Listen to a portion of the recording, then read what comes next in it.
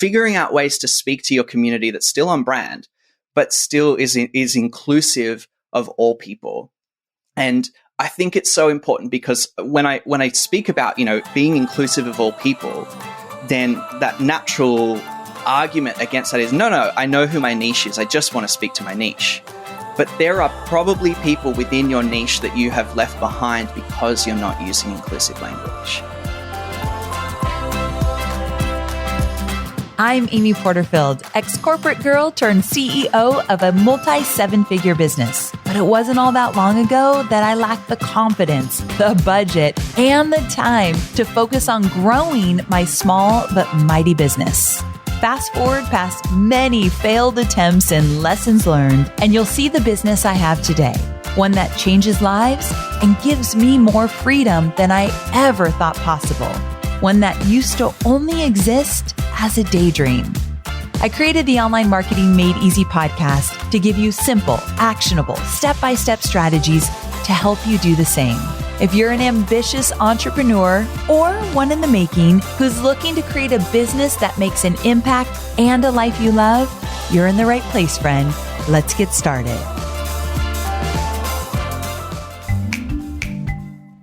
Oh, I'm so excited to tell you about this podcast that I think you should listen to. But to be quite honest, I think many of you are already listening.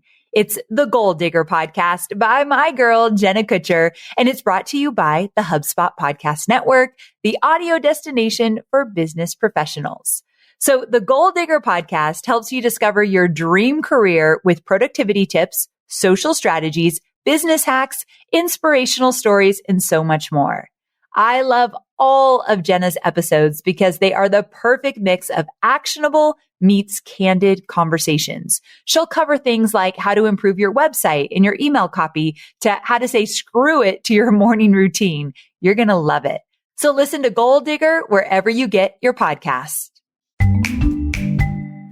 Well, hey there. Welcome to another episode of the Online Marketing Made Easy podcast. I can't even tell you how excited I am for you to listen to this episode because today we are talking about a very important topic that should always be kept top of mind, and that's LGBTQ plus inclusion. Yes, my friend, we're going to dive into what being an ally really looks like and how you can be more inclusive in your business and why being more LGBTQ plus inclusive can help your business's long-term growth. And by having these conversations about these issues, here's what happens. We help create a world where everyone is valued and respected, regardless of their sexual orientation or gender identity. And for me, that's really important. And I've got so much to learn. And I have some beautiful friends in my life that are part of the LGBTQ plus community and some beautiful souls on my team as well. And I'm just really, really proud of this episode because it's a conversation that needs to be had. Now, a lot of the conversations about LGBTQ plus inclusion didn't start happening until kind of recently. So you still might have a lot of questions about the whole topic in general. You might even roll your eyes at some topics that come up around this. And I'm not going to judge about that because we've all been raised a certain way. We've all, have different opinions and thoughts about this, but I hope that you will at least listen through of this entire episode, keep an open mind, and just think, is there a different way I can look at this that would actually allow me to help other people feel seen and heard? And here's the deal. You might even feel a little intimidated or confused about how to truly become an ally and commit to an inclusive business. And yes, it's a daily commitment. And if you have feelings about this episode, and you'll hear me when I just start the interview with my guest, you'll hear how I feel about having this conversation as well. I just put it all out there. But the truth is, there aren't many resources available to business owners on how to be a true ally and run an inclusive business. At least I don't find a lot of these conversations out there. And that's why I wanted to invite my dear student, Hank Paul, onto the show. Hank is an award-winning wedding photographer, a writer, and queer inclusion strategist.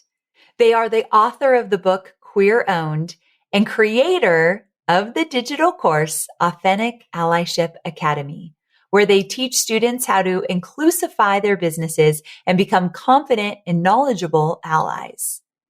I love the work that Hank is doing to make a difference in this area. So with that, let's get to it.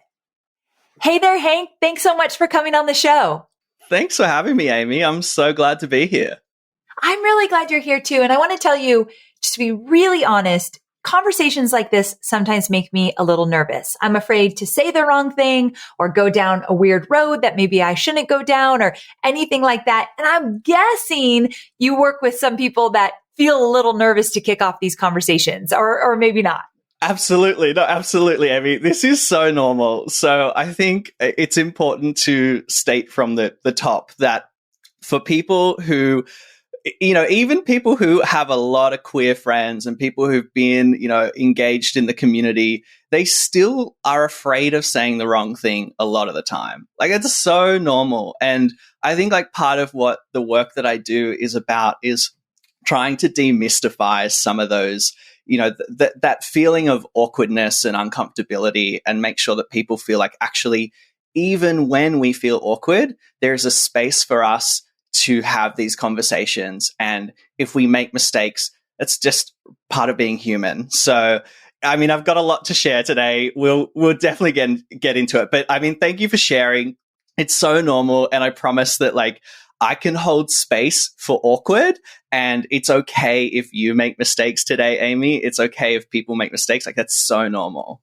I appreciate you saying so. It kind of sets my mind at ease just to be myself and to really get into a really true, meaningful conversation. And before we do that, I would love for you to talk about yourself. Tell me a little bit about your personal journey. Yeah, absolutely. So I'm assuming most people listening to this podcast aren't aware of who I am. So I'll give a little introduction and share my personal story for sure. So I'm Hank, and my pronouns are they, them. I am a non-binary human living in Sydney, Australia.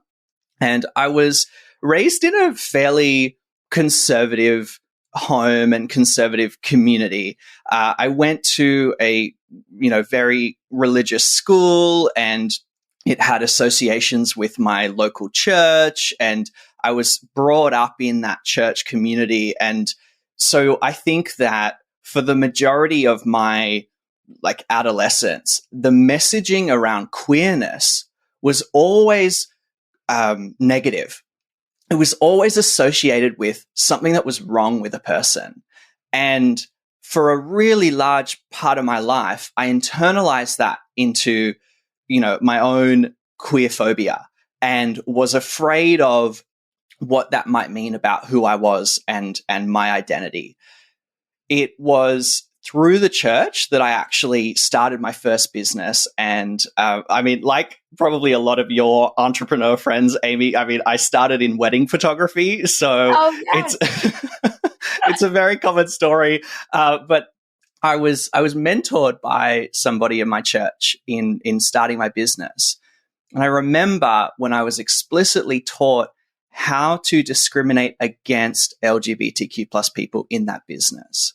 And I wasn't out at the time, but my mentor, who was also a wedding photographer, received an inquiry from a queer couple.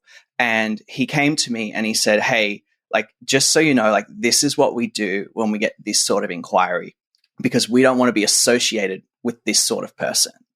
And kind of walked me through how do we handle it. And it's, essentially we were discriminating against these people because of their identity. And that planted this seed that took so long to get rid of self-hatred, and really, feeling like my business success needed to be completely separate from my genuine, authentic identity. And it was in 2017, Australia had a quite an unnecessary vote on whether or not to legalize marriage equality. And everyone in the public was asked to vote and give their opinion on something that had clear, broad support, from all governments at all levels. But because of just some of the ways that the conservative side of politics were working, they said, let's put it to a vote. And that did a lot of damage in the queer community. And so I found that it was in that environment where I realized that I needed to use my voice and speak up. And so that was for me, the early stages of coming out, and coming out as a queer-owned business. That was like scarier than coming out as queer, was coming out as a queer-owned business. Wow. It just, I think we think so much about, as entrepreneurs, and our identity is so caught up in what's the work that we do and what's the impact that we have. And so much of my work at that time was tied to people in the church getting married. And coming out as queer-owned then meant that I was no longer a desirable choice for a lot of people in at that time, my niche, my ideal community. And it was a real process to then figure out, well, who is my ideal community and what are my values and how can I build a business that is in alignment with my queer identity? And so what I do today is pretty much a result of all of that, which is really just helping to champion and empower people to connect with LGBTQ plus people in their businesses and do it in an authentic way. So tell me this. You alluded to this a little bit, but what ultimately inspired you to become so passionate about advocating for LGBTQ plus inclusion in businesses? I see how you got there, but why were you like, you know what? This is something I have to champion and I have to get to be a part of in a really big way. It's a big question. And I think, for people listening who are queer, and they'll understand that coming out is often a big process, and you have to learn a lot about yourself and unpack a lot of your own internalized queerphobia. And I don't know if there was a specific point that then got me to say, this is exactly what I need to do to support my community. I think it was a journey. And I think that journey, the catalyst, I want to say, was this vote for marriage equality, and the harm that was experienced by people in my community. It sounds dramatic, Amy, if you weren't here, and if you're not queer, but honestly, to this day, it's 5-6 years later, it's still a topic of discussion within my community and with my friends. And we're constantly unpacking that trauma, because what happened was there was a platform given for people to tell us why we didn't deserve to have the same rights as our hetero counterparts. Oh, that is traumatic. When you put it that way, that is traumatic. Yeah, it was really tough. Yeah. And so for you, that was a moment that you thought, I have to start speaking up. I have to do something about this. And have you changed your career? Meaning, have you moved away from a wedding photographer to doing this advocacy work full time? So I'm still mid pivot. It's a slow process, but essentially the way that this began was then as I became a voice speaking up about what was happening in the wedding industry, people were coming to me and saying, like, can you help me? People in the wedding industry were saying, can you help me inclusify my business? Can you look at my website and make sure I'm being inclusive? Can you make sure that I haven't said anything wrong? And I was like, I need to monetize this somehow. Good for you. Yes, you should. Yeah. And so then I would say it was probably 6 months ago that I then began that transition to say, well, it's outside of, I want to scale beyond the wedding industry who I've been serving. And, I've created a digital course thanks to DCA. And, that was all targeted for people in the wedding industry. And now it's like, actually, I'm working with copywriters, I'm working with financial advisors, I'm working with hairdressers. Like, it's being able to authentically connect with LGBTQ plus people is so important, no matter what your market or your niche or your industry is. Yes, so true. Okay, so because of that, here's my next question. what are some specific ways that my listeners can be more LGBTQ plus inclusive in their own businesses that they might not even be aware of? And I am sure I'm going to learn some things here for my own business too. So I'll be taking notes. Yeah, look, I have created a whole course on this, Amy, and there are dozens of things that you could be doing, and it's going to be really hard to unpack it all. But I mean, let's give you just a top line level of where to go. Perfect. And I want to link to your digital course in our show notes. Yeah, thank you. So I think the first thing is when we want to connect and be inclusive of LGBTQ plus people, a really great place to start that feels manageable, I want to say. Like, let's start with some small wins, right? Like it can be overwhelming if we try to be perfect. And as we said at the start, like we're all going to make mistakes. So let's just have a really clear baseline of what can we do today? And then maybe what can we look at doing in the future?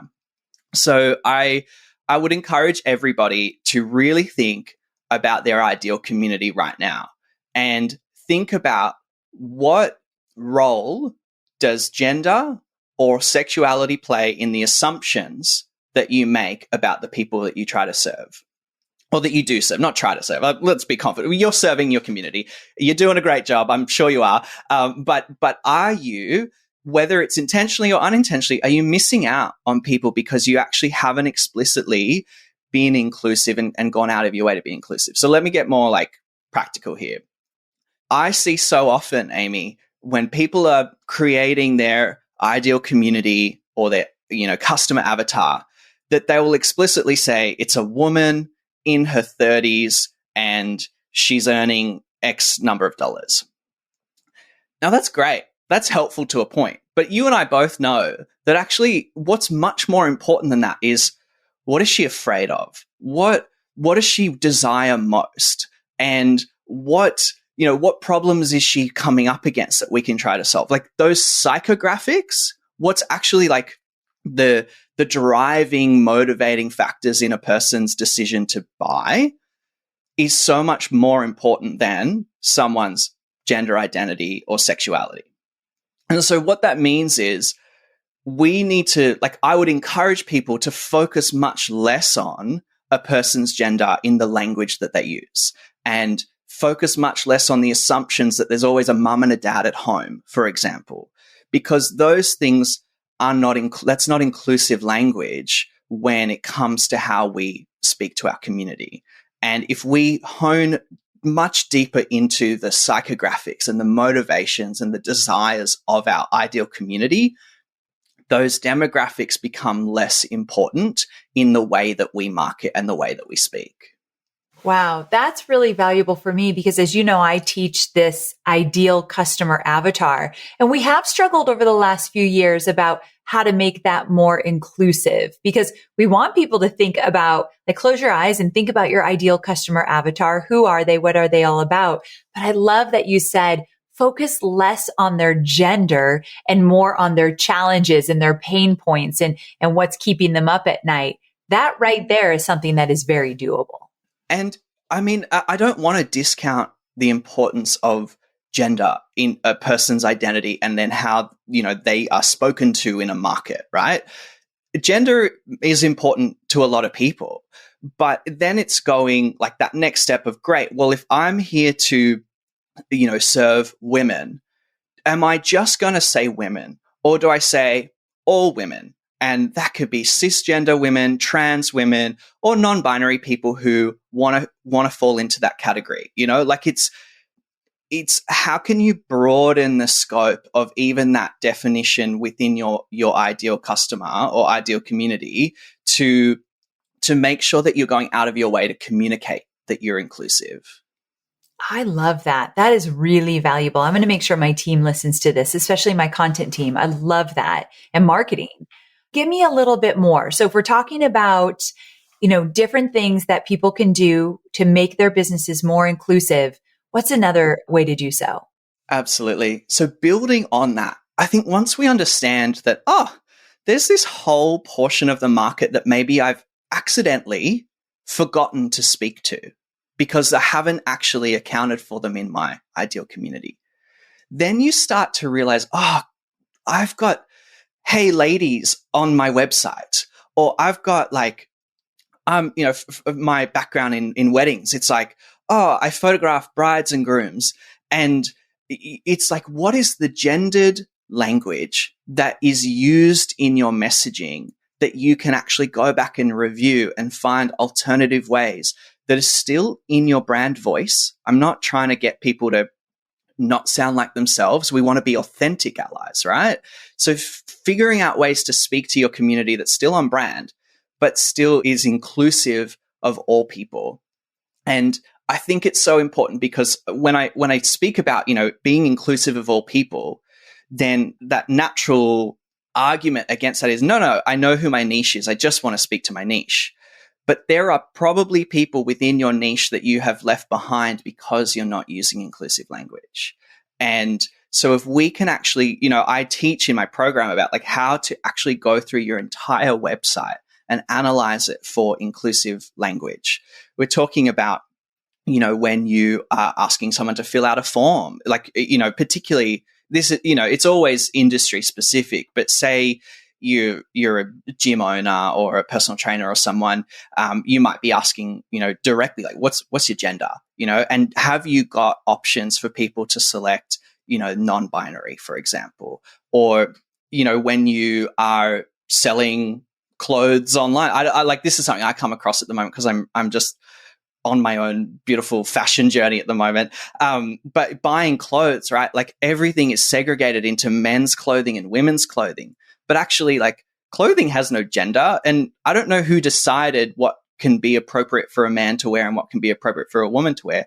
I just want to wear bright, colorful, floral clothes. Like, that's what I'm wearing today. I want to wear my pearls and my makeup. But so much marketing around that is targeted to just women.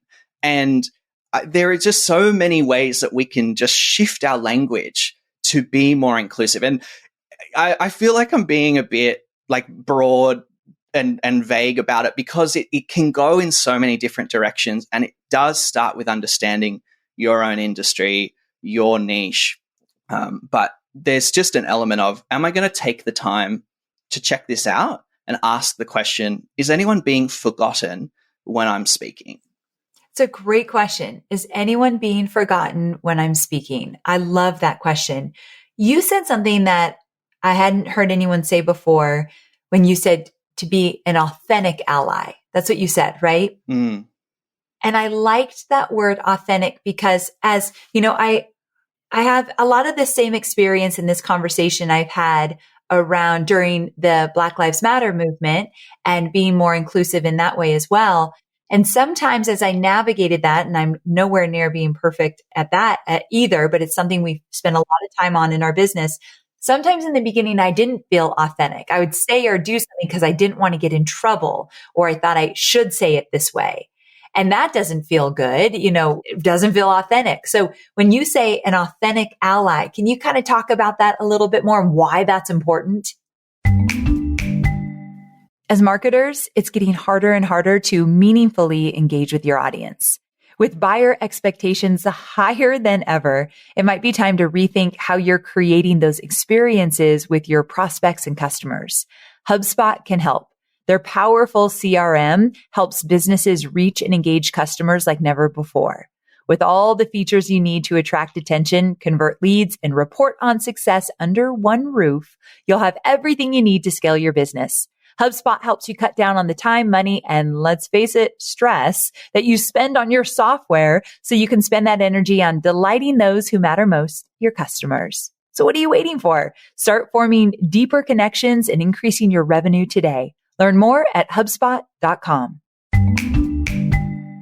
So why is being authentic in your allyship important? Because the opposite of authentic is performative.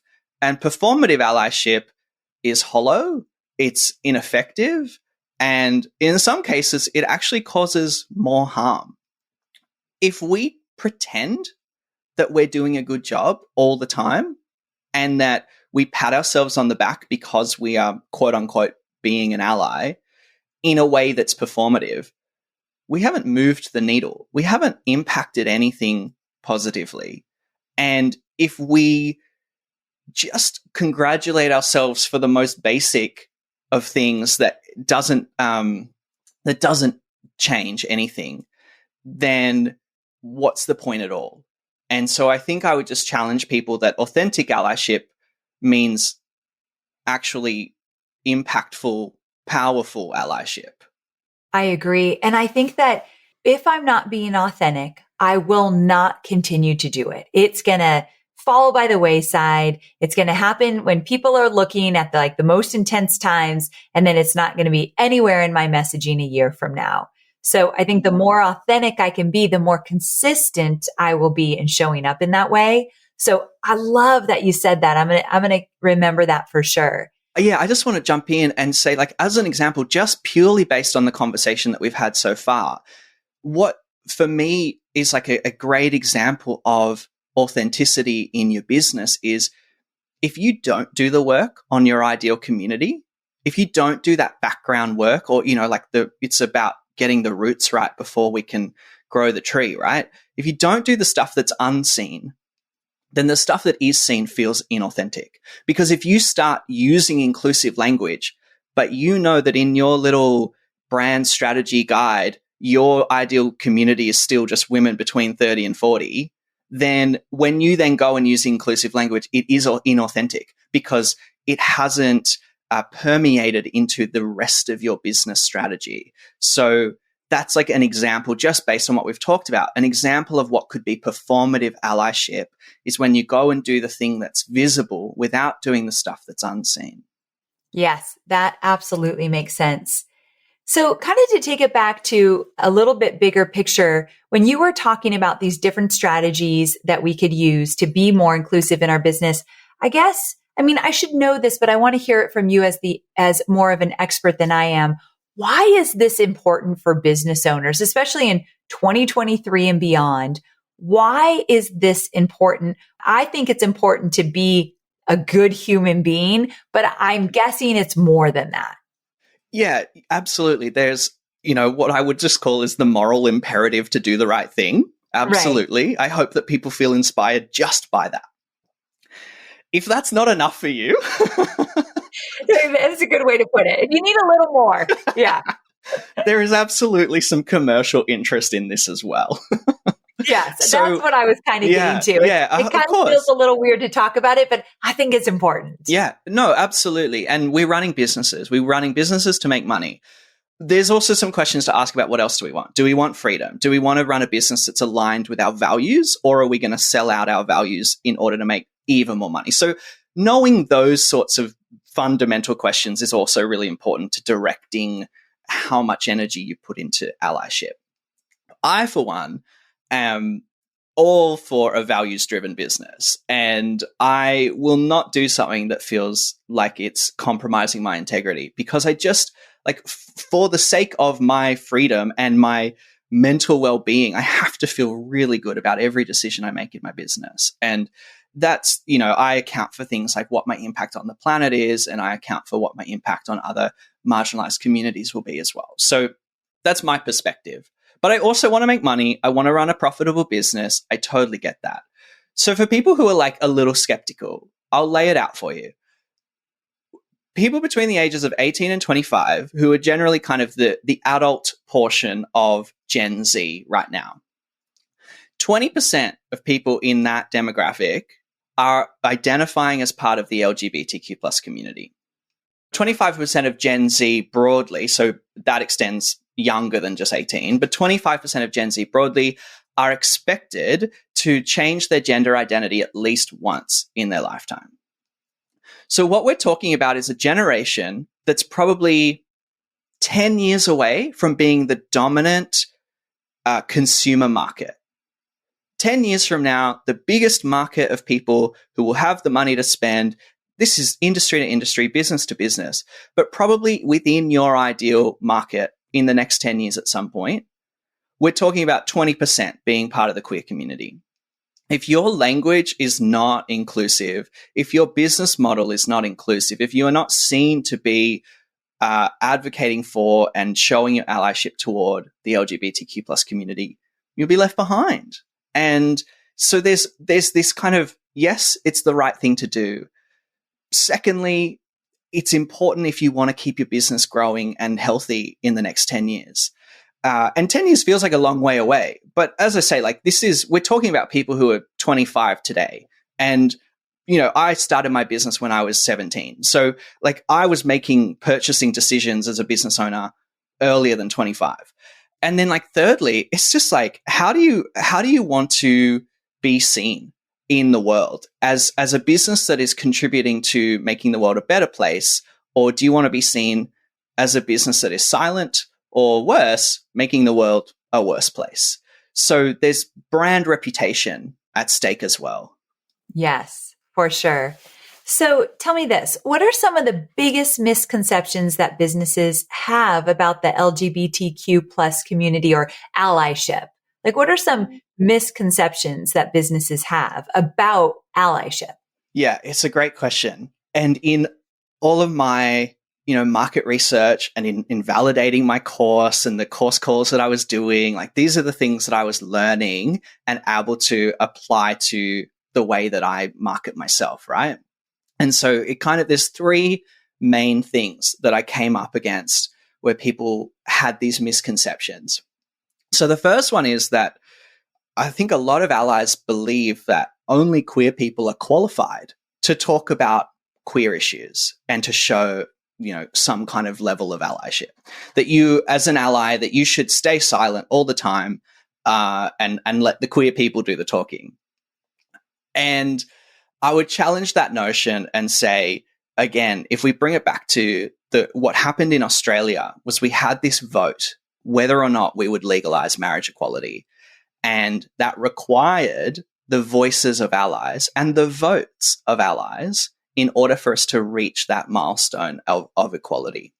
So there is a role for allies to play in actually, seeing things improve for people in the queer community.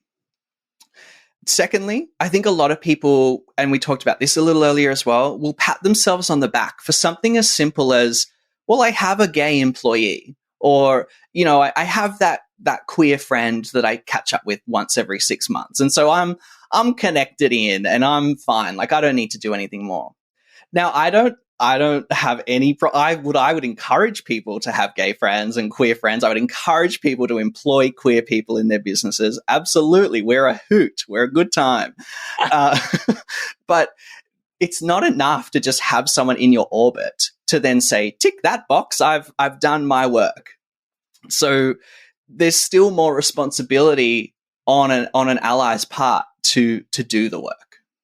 And thirdly, it's funny. I'm like, oh, we talked about this. Oh, we talked about this. And we talked about this third one as well, which is this misconception that allies always say the right thing.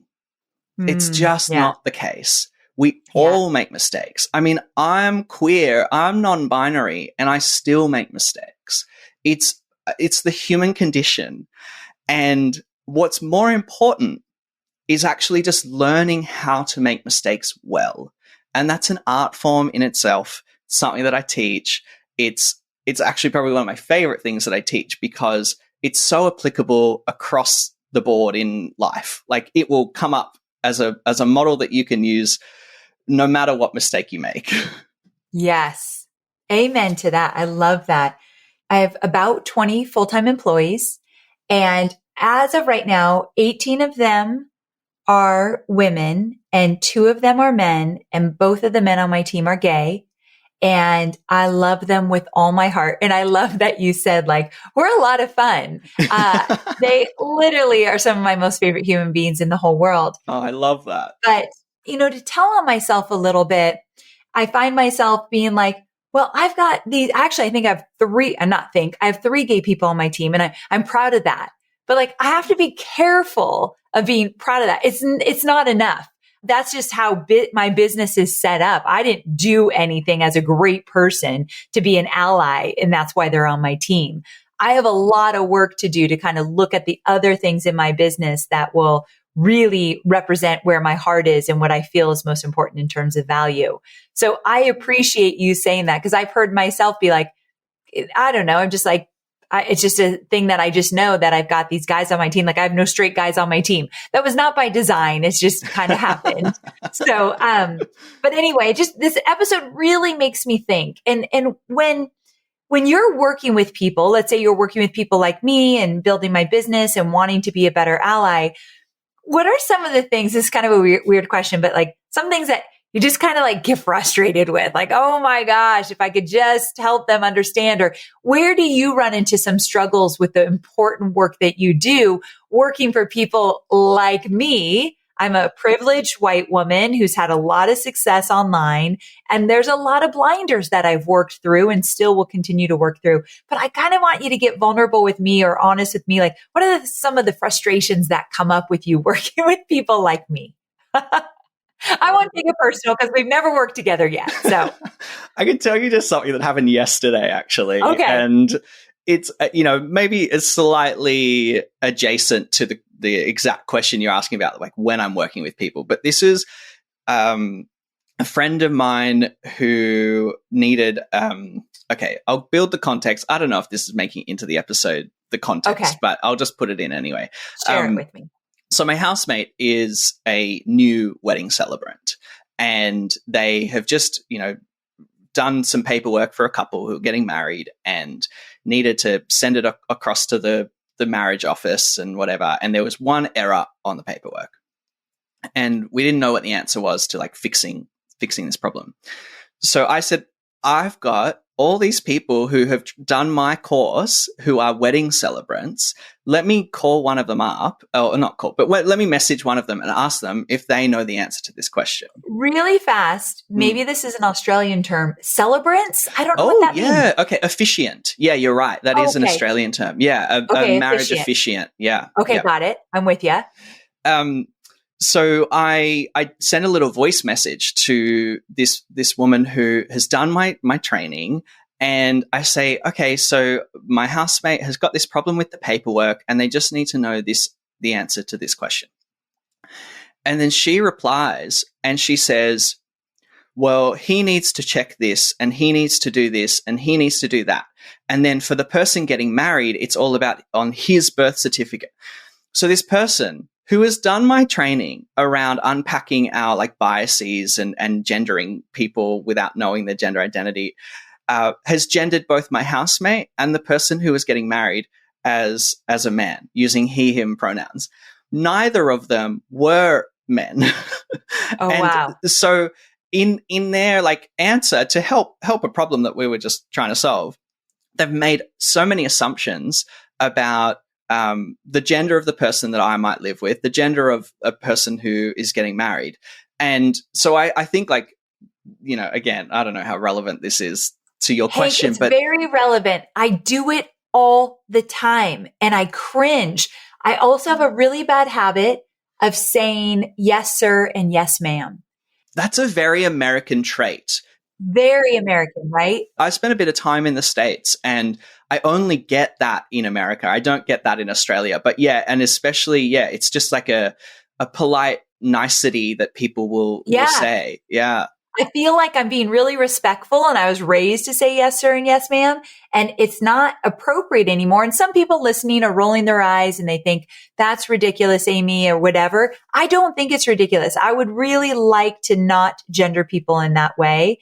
And actually someone called me out on it in like the nicest, sweetest way a while ago. Actually, they called me out in this way, exactly what you just said. I asked her to tell me about her boyfriend, and she said, well, let me tell you about my girlfriend. Yeah. And it was nice how she did it. I caught it and I was like, oh, I apologize. Thank you.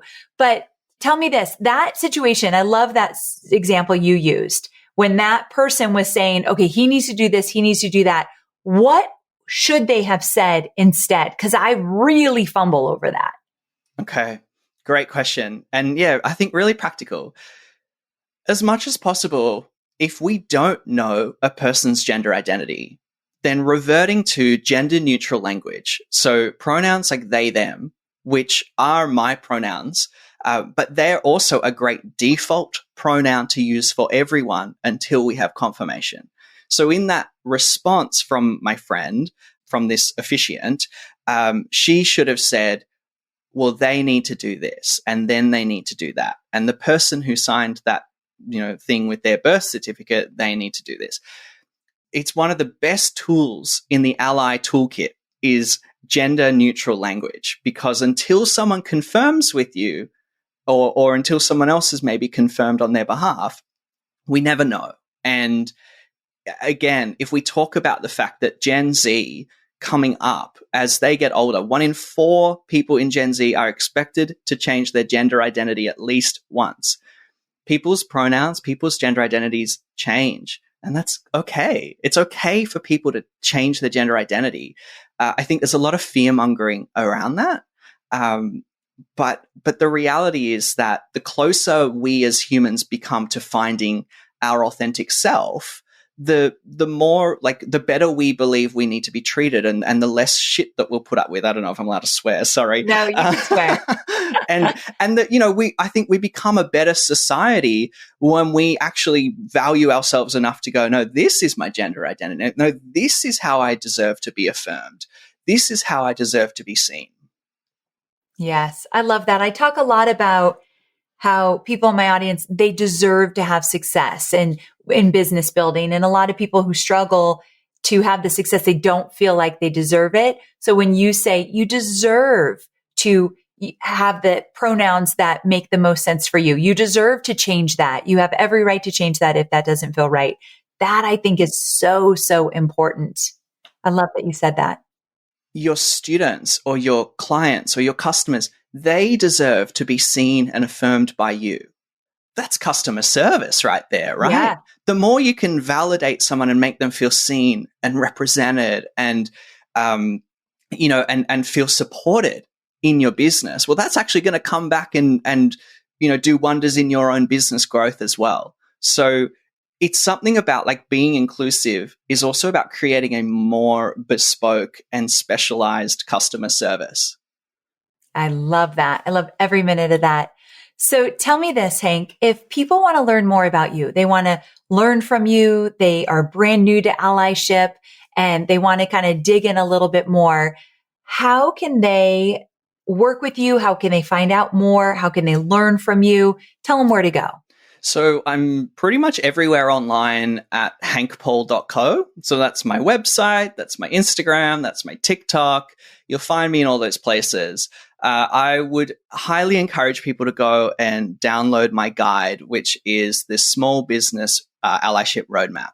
And this Small Business Allyship Roadmap outlines the 6 steps to mastering LGBTQ plus allyship in your business. What happens from here is, and this is all the training that you've given me too, Amy, but you download that and you go on my mailing list, and each week I'll send you new information and educational stuff and stories from my life and other people's lives that help you actually keep a pulse on things while you're still trying to figure this out, right?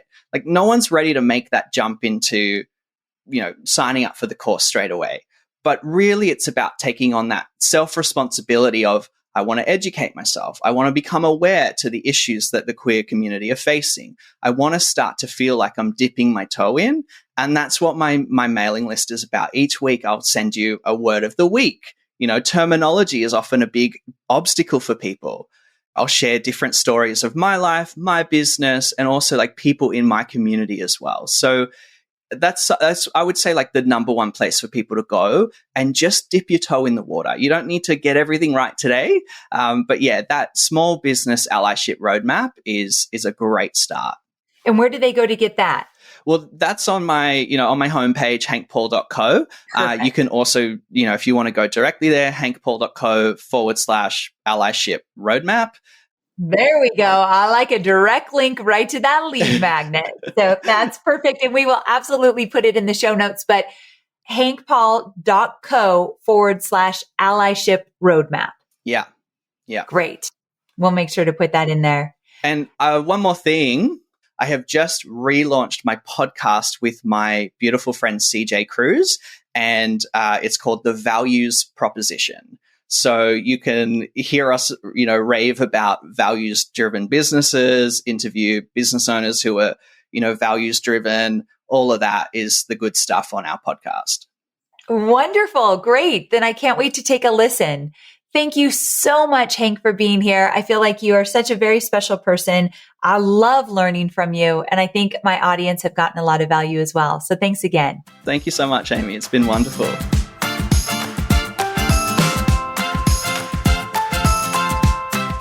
Ooh, that was a truly enlightening conversation. I really, really love how Hank allows you to put your defenses down and really understand why this matters and what we can do to make a difference.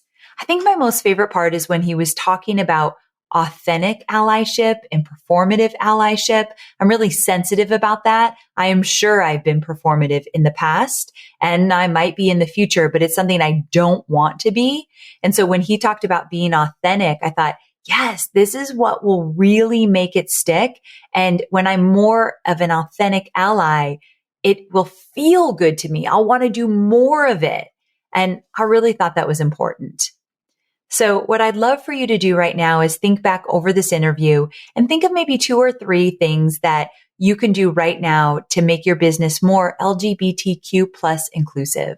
Whether it's making more people feel at home when they're on your website by tweaking some of that copy, or maybe it's having some conversations with your team members to get them on board. Maybe have them listen to this episode. There are so many simple things that we can do right away to create an environment where people of all sexual orientations and gender identities feel welcome, respected, and safe. Thanks so much for joining me on this episode. And for those of you who maybe it was a new conversation or maybe one that you totally aren't ready to get behind, but you're little bit open to it, I really celebrate you for that. I'm really glad you stayed until the end. I really do think that there's some work that I can do. I know there's work I can do, but all of us can do just to make it a safer place and a more welcoming place for everyone.